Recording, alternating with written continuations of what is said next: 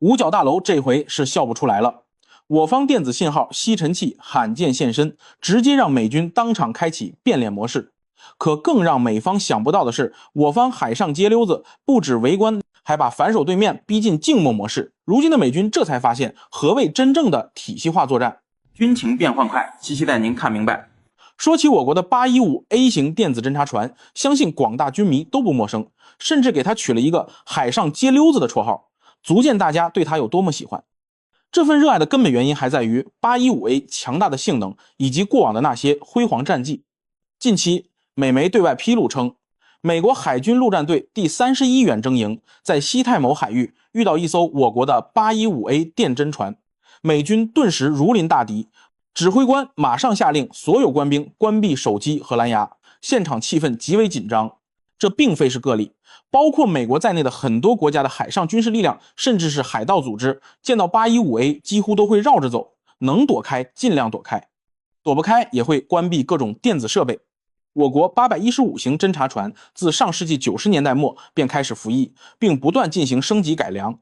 目前中国海军共拥有9艘该型侦察船，分布于3大舰队，在全球各海域执行任务。815A 并不具备强大的攻击能力，全舰只有几门小炮，在大型军舰面前可以忽略不计。那为何外军对它如此忌惮呢？这是因为 815A 的电子战能力太过强大。815A 外观上标志性的特征就是甲板上4个巨大的白色球体，这实际是天线罩，球里面全部是各种电子作战设备。网友那句头顶4个球，全球我最牛，并非空穴来风。815A 功能强大，首先就是具有超强的电子侦察能力，对于雷达信号、各种频段的通信信息，甚至是导弹制导以及导弹轨迹信号，都能进行捕捉与追踪。从美军关闭手机和蓝牙的指令来看， 815A 能捕捉的电子频率很可能比我们想象的还要宽泛。蓝牙的频段一般为 2.4千兆赫兹，手机 4G 信号的通信频率约在700到2600兆赫。甚至有消息说 815A 还可接收3到30兆赫的短波信号。更强悍的是，纪录片当中美军舰艇距离 815A 还有数海里，就赶快关闭蓝牙。要知道，就算是高端蓝牙，信号传输距离也只有100米左右，还经常会被遮挡。而 815A 隔着数海里就能进行侦测，这样的性能令人惊叹。此外， 815A 的电子干扰能力也独步天下，它可以发射电磁脉冲对各种信号进行干扰，美军就在南海领教过它的厉害。其航母舰载机因雷达和导航信号被干扰而紧急停飞。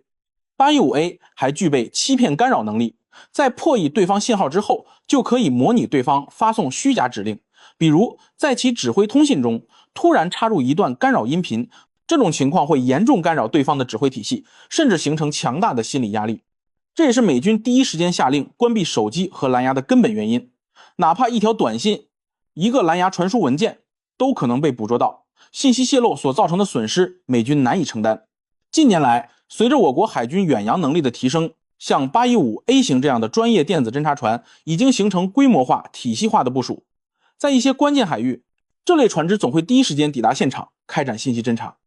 所以，我们多次见证了 815A 的战绩。2025年7月，美澳等19国举行护身军刀演习， 815A 在一艘驱逐舰的护航下，大摇大摆切入演习核心区域，参演军舰不得不紧急关闭雷达。事后澳方提出抗议，但 815A 始终在公海航行，完全没有问题。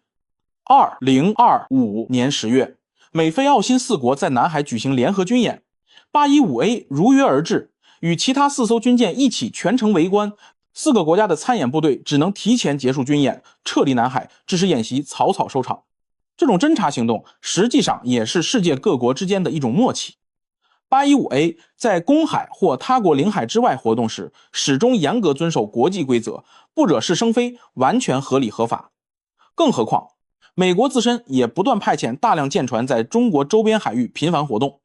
但关键是，美军目前没有任何一种船能够和 815A 进行抗衡。